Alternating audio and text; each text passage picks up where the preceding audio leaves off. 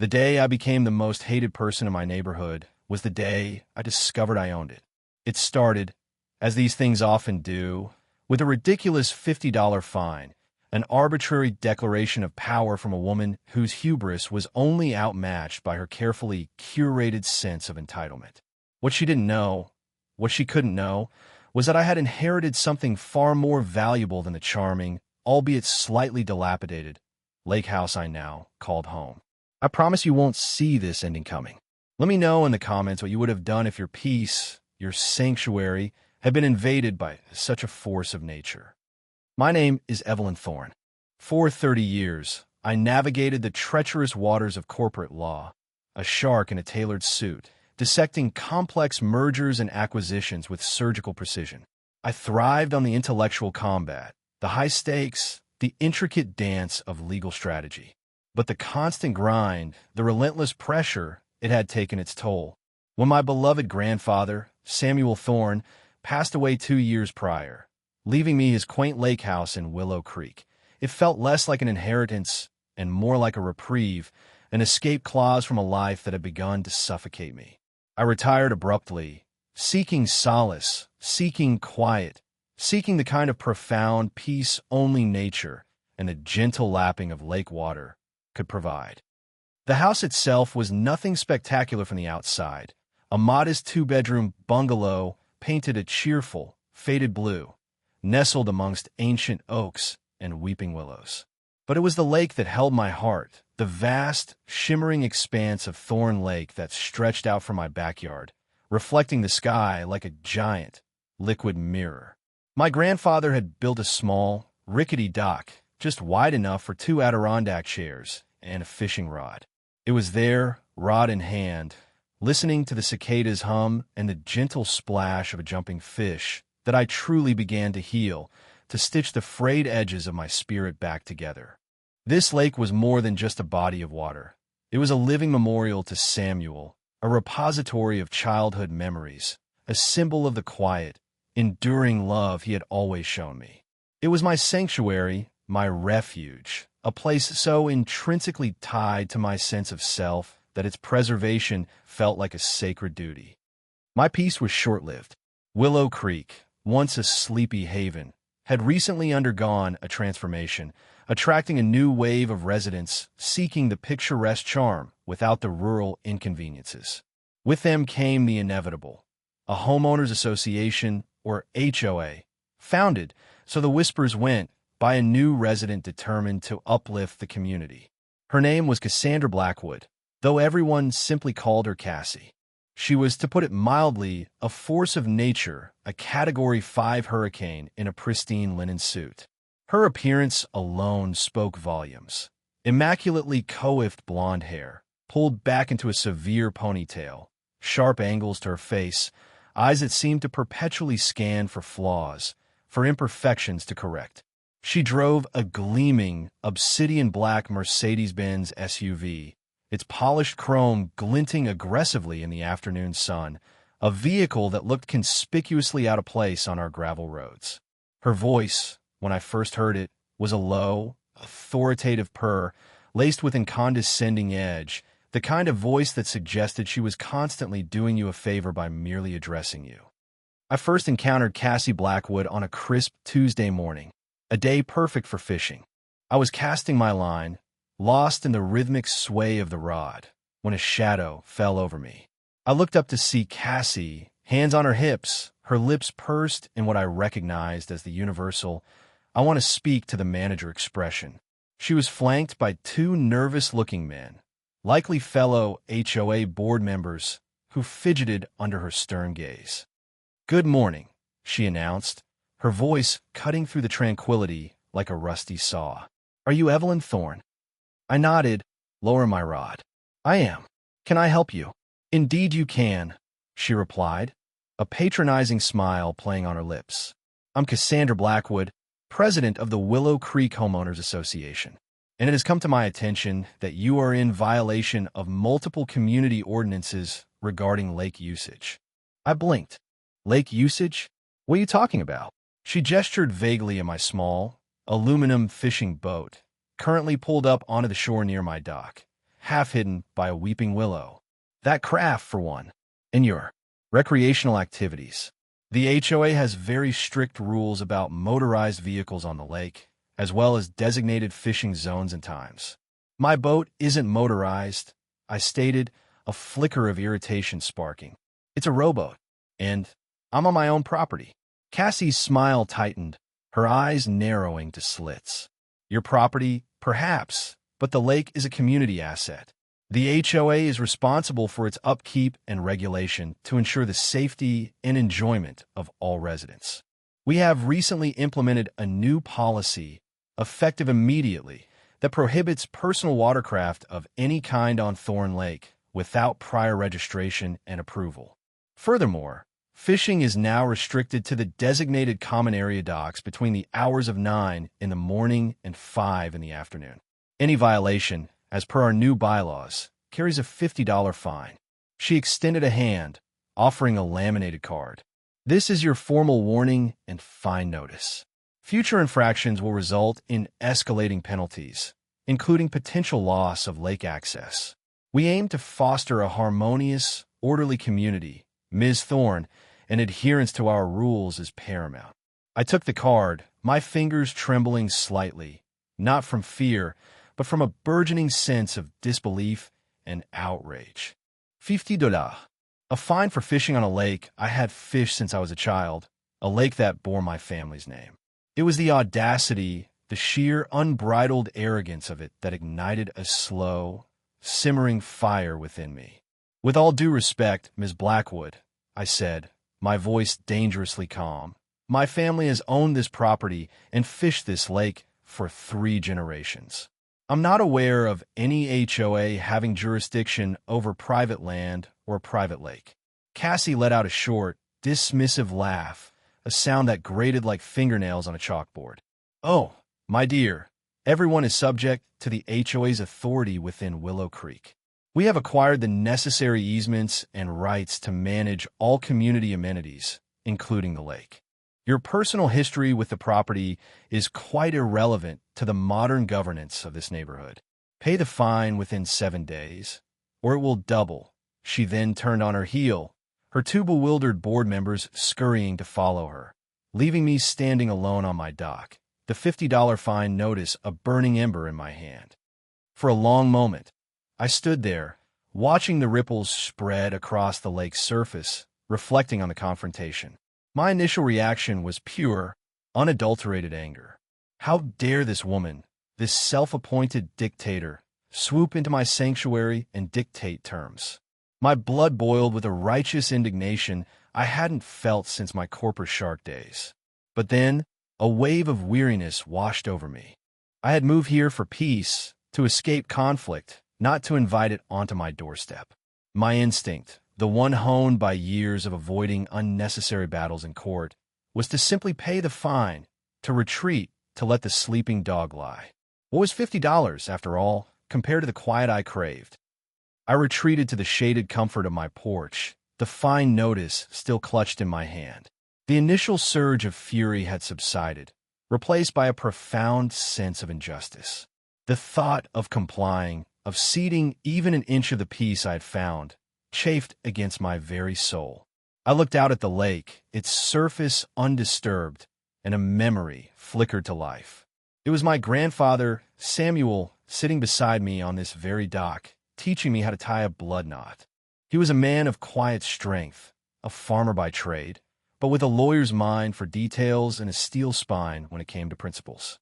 Evelyn, he'd said, his voice raspy with age, there are 2 kinds of fights worth having. The ones where you defend what's right, and the ones where you defend what's yours. Sometimes they're the same fight, but you never, ever let a bully push you around, not when you know you're in the right. His words echoed in my mind, a rallying cry from the past. Samuel had spent his entire life working this land, tending to this lake, pouring his very being into creating this haven. To surrender it, even in part, to an arrogant newcomer like Cassie Blackwood felt like a betrayal of his legacy, a capitulation to a force that understood nothing of history, nothing of respect, nothing of true ownership. The peace I craved felt hollow if it came at the cost of my principles, if it meant allowing someone to trample over the very ground upon which my healing had begun. The decision solidified in me, cold and hard as granite. I would not be bullied. I would fight, and I would win. My professional background was my greatest weapon. As a corporate lawyer, my forte was due diligence, the painstaking, meticulous process of unearthing every last document, every hidden clause, every forgotten contract that could swing a negotiation.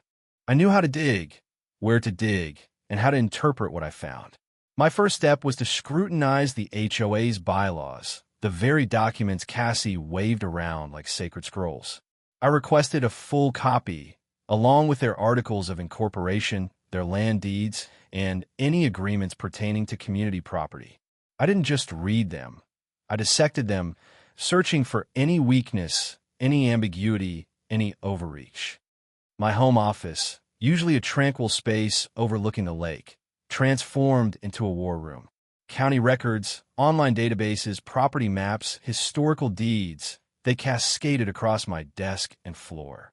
I started with my own property, tracing its history back through every owner, every transfer, every survey.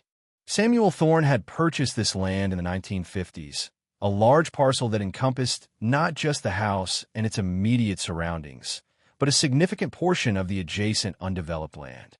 I cross-referenced this with the Willow Creek development plans, the plats, the public records of the HOA's formation. The hours blurred. Coffee became my constant companion. I worked late into the night, the glow of my monitor reflecting in the dark glass of the lake outside.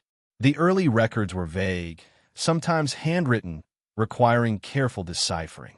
Many properties in the area had once been part of Samuel's larger estate, gradually sold off over the decades. I was specifically interested in the lake itself. Who owned the lake bed? Who controlled the water rights? Cassie Blackwood had declared the lake a community asset, but such declarations often rested on shaky legal ground without clear, documented ownership. And then I found it.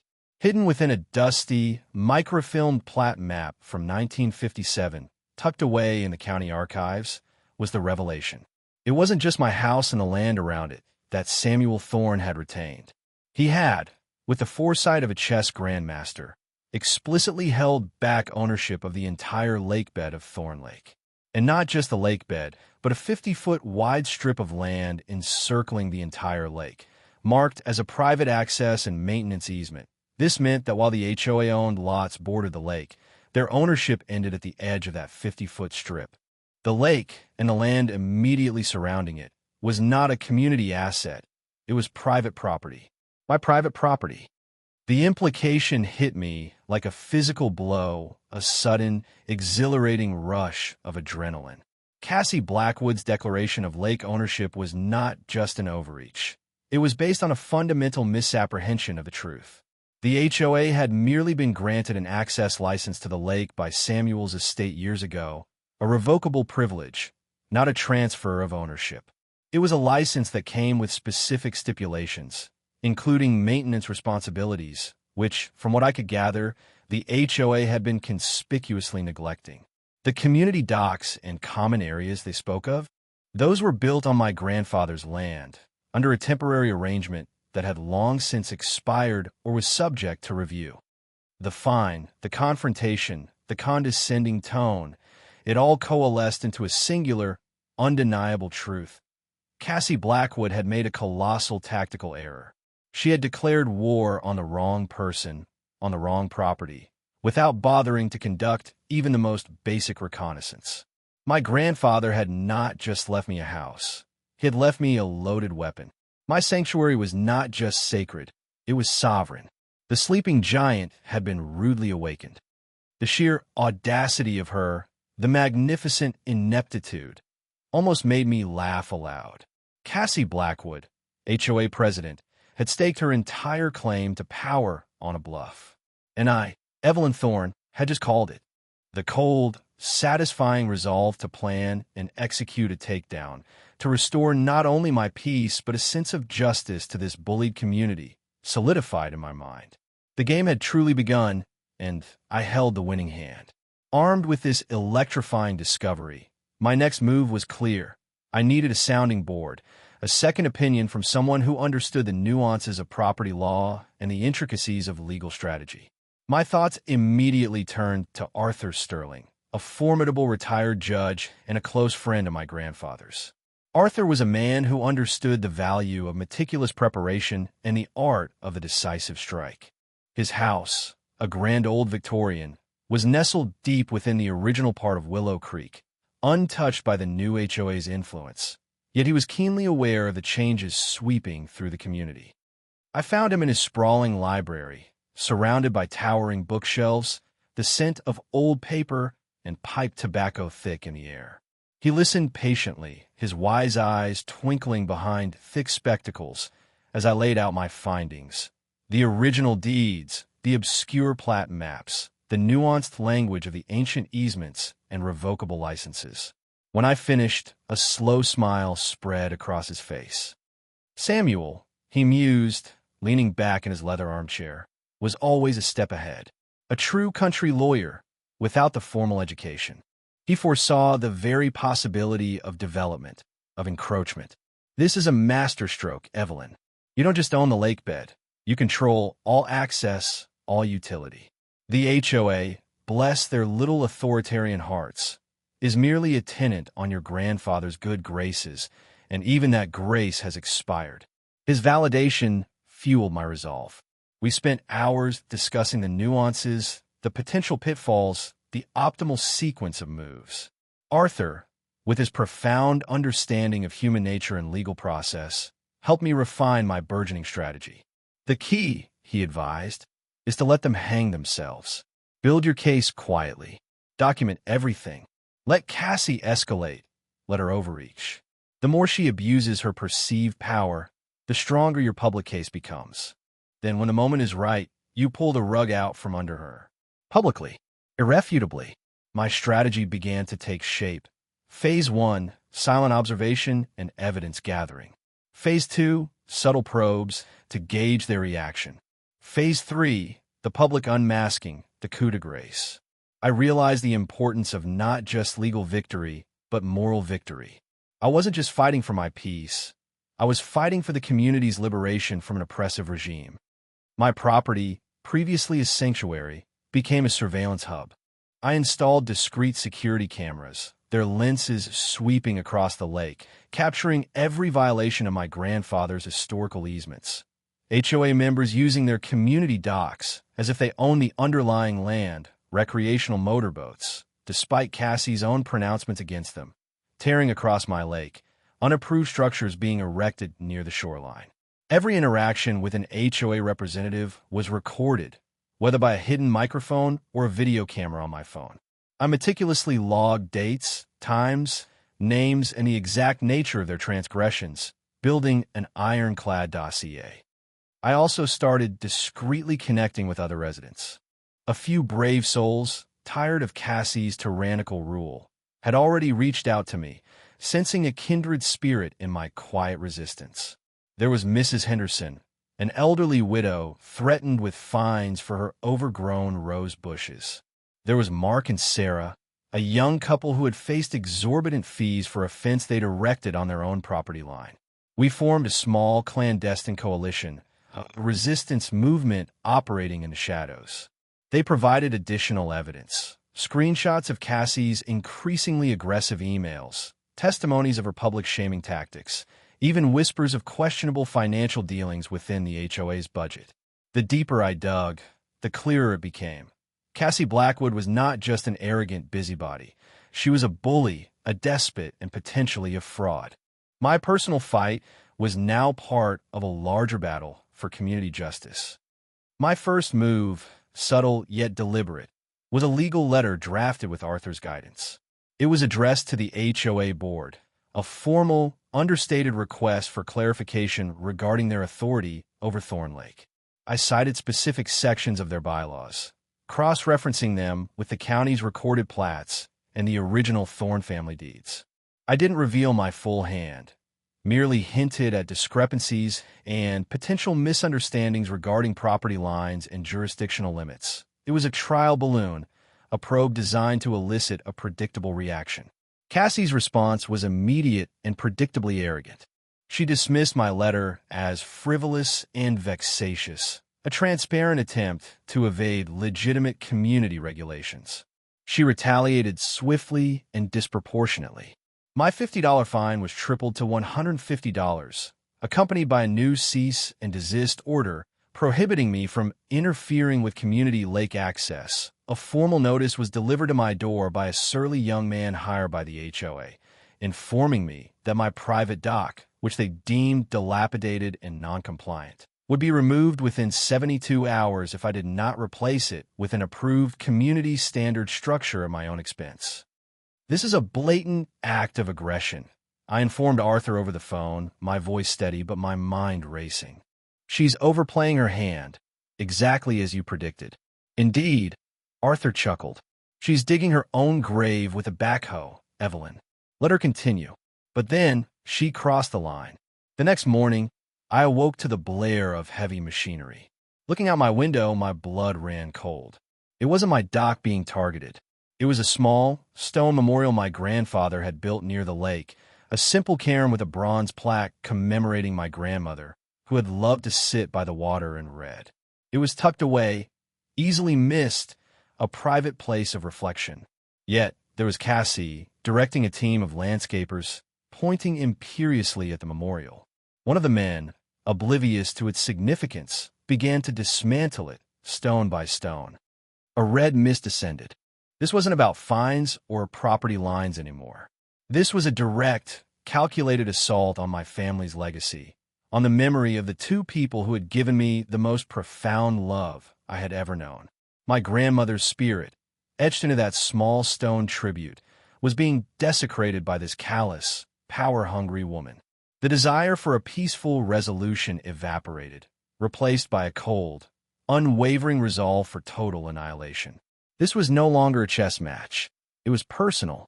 Cassie Blackwood had declared total war, and I was about to show her what a true predator looked like when cornered. The coup de grace was meticulously planned, timed for maximum impact. Cassie Blackwood, in her infinite self-importance, had organized the annual Willow Creek Lakeside Festival, a self-congratulatory event designed to showcase the new and improved community, ostensibly under her benevolent leadership. It was to culminate in a lake blessing ceremony, a ridiculous spectacle she had invented, during which she would publicly reaffirm the HOA's stewardship of Thorn Lake. The irony was palpable. This was my chosen battlefield. I arrived early, dressed inconspicuously in simple jeans and a practical, dark jacket, a stark contrast to Cassie's gleaming white ensemble, which made her look like a high priestess of suburban conformity. She was already on a small, makeshift stage near the community docks, holding court, mingling with residents, her voice dripping with artificial warmth. The air buzzed with anticipation. I found my allies, Mrs. Henderson, Mark and Sarah, and a few others, positioned strategically throughout the crowd. We exchanged subtle nods. The moment was almost here. As Cassie began her bombastic speech, extolling the virtues of community spirit and her own tireless dedication, I made my move. I didn't rush. My footsteps were deliberate, measured. I ascended the small steps onto the stage, a calm, unassuming figure amidst the fanfare. A murmur rippled through the crowd. Cassie, mid-sentence, faltered, her eyes narrowing as she recognized me. "Excuse me, Miss Thorne," she said, her voice strained, attempting to maintain her composure. "This is a private event for HOA members. You're not authorized to be on stage." I smiled, a genuine, unhurried smile that didn't quite reach my eyes. "On the contrary, Miss Blackwood," I replied, my voice carrying clearly over the loudspeaker she had so conveniently provided. "I am perfectly authorized. More than authorized, in fact. Because this isn't merely an HOA event. This is a public forum taking place on private property. My private property." A collective gasp swept through the crowd. Cassie's face flushed crimson. What utter nonsense! This stage, this dock, the entire lakeside, it is all community property, managed by the HOA. Is it indeed? I questioned, my voice still calm, almost conversational. Then perhaps you can explain these, Ms. Blackwood. I reached into my jacket and pulled out a series of large laminated maps and documents. With the help of Arthur, I had meticulously prepared them, highlighting the crucial sections for easy viewing. I unfurled the first, a giant blown-up copy of the 1957 plat map, clearly showing the boundary lines, the 50-foot easement, and the explicit designation of the lakebed as Thorne family private property. This, I announced, holding it aloft for all to see, is the original survey and plat map for Willow Creek, filed with the county in 1957. As you can see, Thorne Lake, including the entirety of the lakebed and a 50-foot perimeter of land surrounding it, was explicitly retained by my grandfather, Samuel Thorne. It was never deeded to the community. It was never deeded to the HOA. It remained, and remains, private property. Mina. I saw the confusion, then the dawning realization on the faces of the residents. Cassie, however, was in full denial mode. This is fraudulent. These are doctor documents. The HOA has all the proper agreements in place. Do you? I challenged, pulling out another document. Then perhaps you can explain this. The original lake access agreement signed between the Thorne Estate and the fledgling Willow Creek Homeowners Association in 1982. It's not a deed, Ms. Blackwood. It's a revocable license. A privilege, not a right. And as you can see, Section 4, subsection C, explicitly states that this license is contingent upon the HOA fulfilling specific maintenance obligations for the lake and its surrounding easement, and refraining from any modifications to the property without prior written consent from the landowner. I paused, letting the words sink in. And yet, your HOA has neglected its maintenance duties for years, as evidenced by the algae blooms and debris now choking parts of the lake. You've erected unapproved structures, like these very docks we stand upon, which are on my property. And, Ms. Blackwood, I leaned closer to the microphone, my voice dropping to a theatrical whisper. You even went so far as to order the demolition of a private family memorial, a structure on private land, without so much as a polite inquiry. An act which, I believe, constitutes vandalism and malicious damage to private property. The crowd buzzed, a rising tide of murmurs and gasps. Several residents, alerted by my allies, began to pull out their phones, recording the unfolding drama. Cassie's face was now a patchwork of furious red and sickly white. She tried to interrupt, but I held up a hand, a gesture of quiet authority that stopped her cold. Furthermore, I continued, your HOA bylaws, which you claim give you authority over Thorne Lake, explicitly state that the HOA's jurisdiction extends only to community common areas and deeded easements, since the lake and its 50-foot perimeter were never deeded to the common areas. Your rules regarding lake usage, boat registrations, fishing times, and frankly, every single fine you have levied against residents for lake activities are ultra vires, beyond your legal authority. I pointed to the memorial site, now barren, including the $150 fine you levied against me for fishing on my own lake, which you then unilaterally tripled simply because I dared to question your authority. Authority, Ms. Blackwood, which you never truly possessed. The silence that followed was deafening, broken only by the distant lapping of the lake. Then a voice from the crowd, loud and clear. So she's been fining us illegally? It was Mrs. Henderson. Precisely, I confirmed. Every single one of you who has paid a fine for lake usage or lakeside activities, or has been denied lake access, has been the victim of a fraudulent and baseless exercise of power. And as of this moment, that power has been revoked. I pulled out one final document, a formally notarized and filed notice. Effective immediately, as the legal and undisputed owner of Thorne Lake and its surrounding 50-foot easement, I am formally revoking the lake access license granted to the Willow Creek Homeowners Association. All existing structures on my property, including these docks, I gestured broadly, must be removed by the HOA within 30 days. Furthermore, all access to Thorne Lake by non-landowners is hereby suspended indefinitely. The collective outcry was immediate, a confused roar of shock and outrage. Cassie, finally finding her voice, shrieked, "You can't do that. This is extortion. This is absurd. I assure you, Ms. Blackwood, it is neither," I replied, my voice ringing with cold conviction. "It is the lawful exercise of my property rights. For years, you and your predecessors have benefited from my family's generosity, enjoying access to a private lake without proper adherence to the terms of the agreement. You have neglected your duties, abused your privilege, and most egregiously, you have used this false authority to bully and extort the very residents you claim to serve. Well, that ends today. The game is over, Ms. Blackwood. You lost." Her attempts to regain control were futile and pathetic. She tried to dismiss me, to shout over the growing clamor, to appeal to a non-existent authority. But the community had seen the evidence, clear and irrefutable. The power had shifted irrevocably. Her carefully constructed facade of control crumbled before their eyes, revealing the small, frightened, arrogant woman beneath.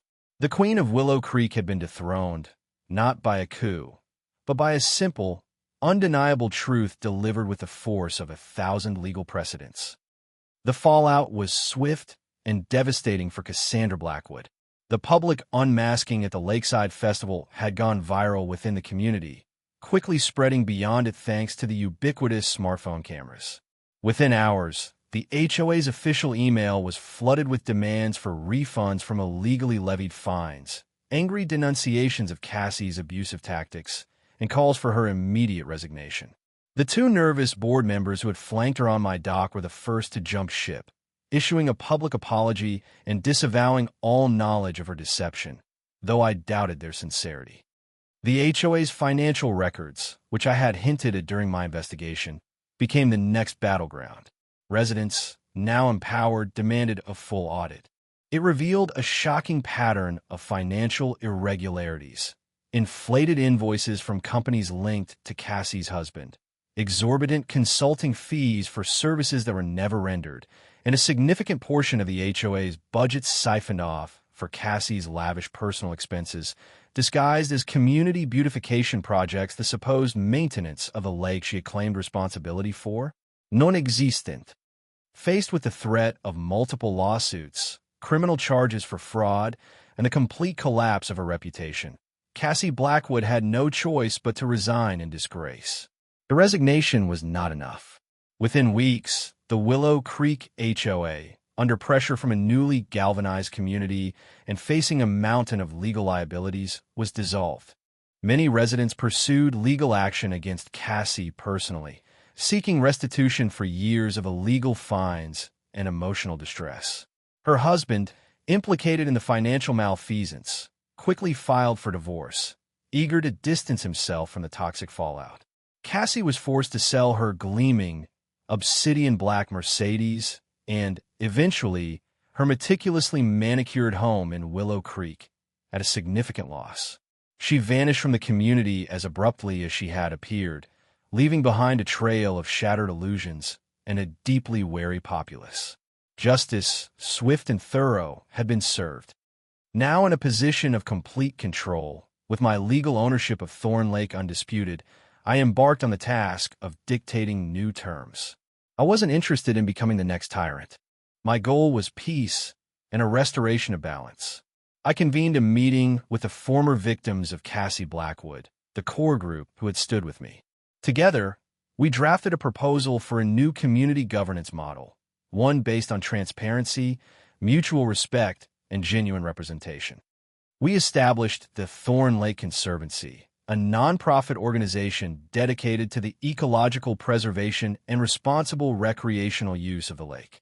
I gifted a long-term, conditional easement to the Conservancy, ensuring residents would have fair access to the lake, provided they adhered to common-sense rules focused on safety and environmental protection, not arbitrary control. All funds collected by the Conservancy would go directly into lake maintenance, environmental initiatives, and the upkeep of community access points. A new, ethical board was elected, composed of long-term residents, including Mrs. Henderson and Mark, individuals with a genuine stake in the community's well-being. The community, once fractured and fearful, was demonstrably better off, reborn from the ashes of Cassie's tyranny. The final scenes of my life in Willow Creek now unfold in glorious, unadulterated peace. I sit on my dock most mornings, the gentle lapping of thorn like a soothing balm to my soul.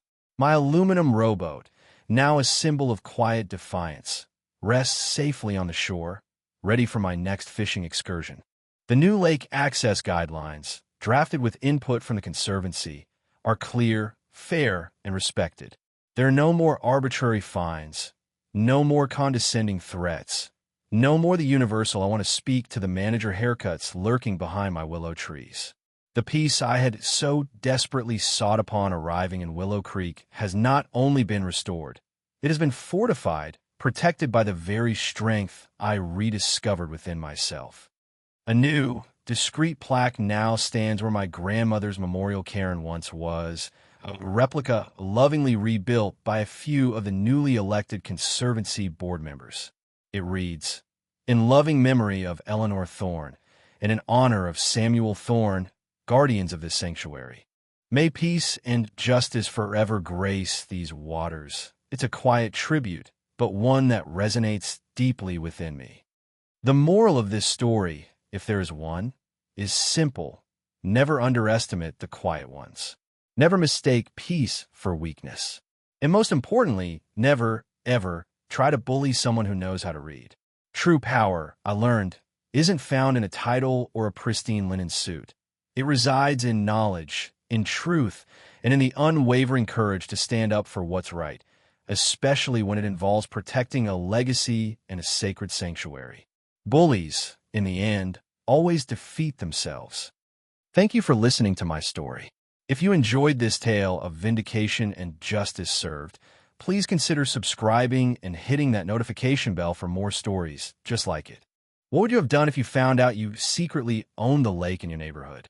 Let me know in the comments below.